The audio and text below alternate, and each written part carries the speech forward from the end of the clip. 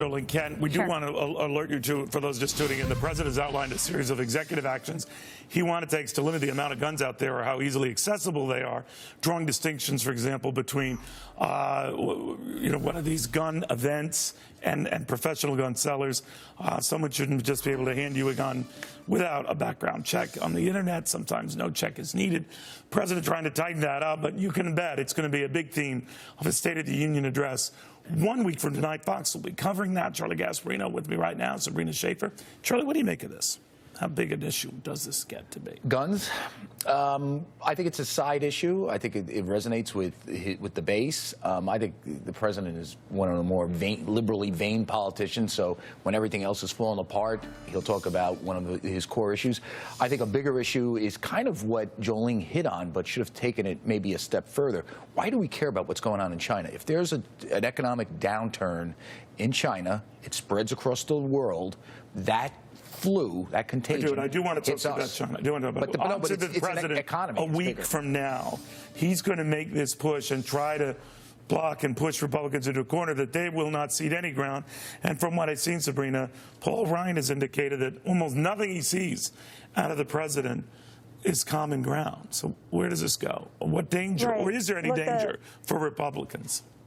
Well, yes and no, Neil. Look, I mean, the president is a smart man. He knows exactly, how this is going to play out. He realizes that he is attracting, we are approaching voting season. He is talking to women. He's talking to African Americans. He's talking to Latinos. He's talking do you to believe those numbers, Sabrina? I have no way to verify what he said about 90% of even gun owners believe in better background checks, and Republicans are that view too. There's no way to verify that. I don't remember those numbers. But having said that, is there a danger, let's say in a general election, past the primaries and the convention, and Republicans have their nominee, that they look tone deaf on this issue? That is exactly it, Neil. This is the challenge that the right has, is that you may like the Second Amendment. I believe deeply in the Second Amendment, but I'm not a gun lover, right? And they need to figure out how to talk to people like myself, someone with little children, he's packing heat as we speak. I'm actually not a gun lover, but yes, you are. But the point I was trying to make before I was rudely interrupted by you, yes, I am always packing heat, is this: the American people care more about the economy than they care about this side issue. And when I agree with that. I absolutely agree with you, Charlie. I respect you both, but I'm telling you, and I learned from the last election, wedge issues win. Sometimes. If the economy, in a close election, they win all the time. If the economy falls out, which it's a good chance it will, and you sit there and you're talking about guns and background checks, and you don't mention the word radical Islam, but when a lot of this stuff goes down, you have a huge tone-deaf problem. But the economy was stumbling, but Sabrina, the economy was stumbling about 4 years ago, right? And everyone, well, I mean, I'm not compared to today, but what did everyone remember from that election? Mitt Romney's 47% remark. It was a huge distraction, and it got away from the fact that there were bigger issues.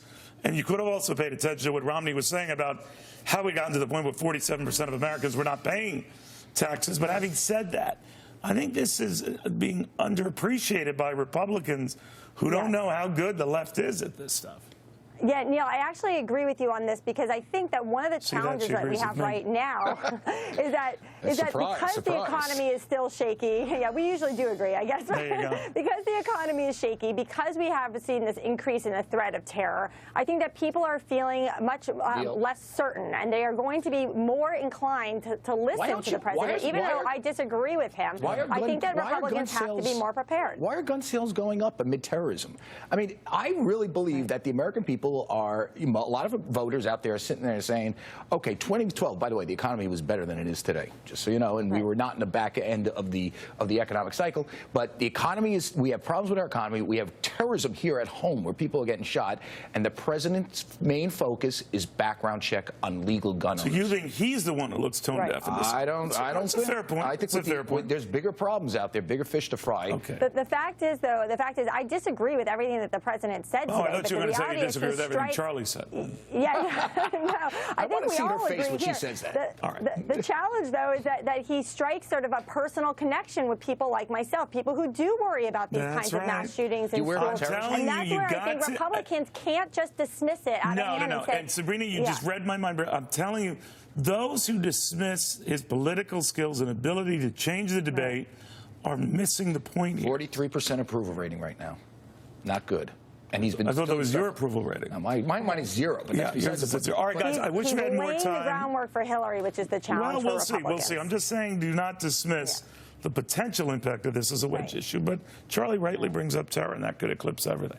All right, in the meantime, this will come up, no doubt, in the President's State of the Union address next week. Now, we'll be covering that live for you, but we'll be in Charleston, South Carolina for it. Why, you may ask? Well, because that's the site of the next Fox Business debate on the 14th. So we're there, eating them out of house and home.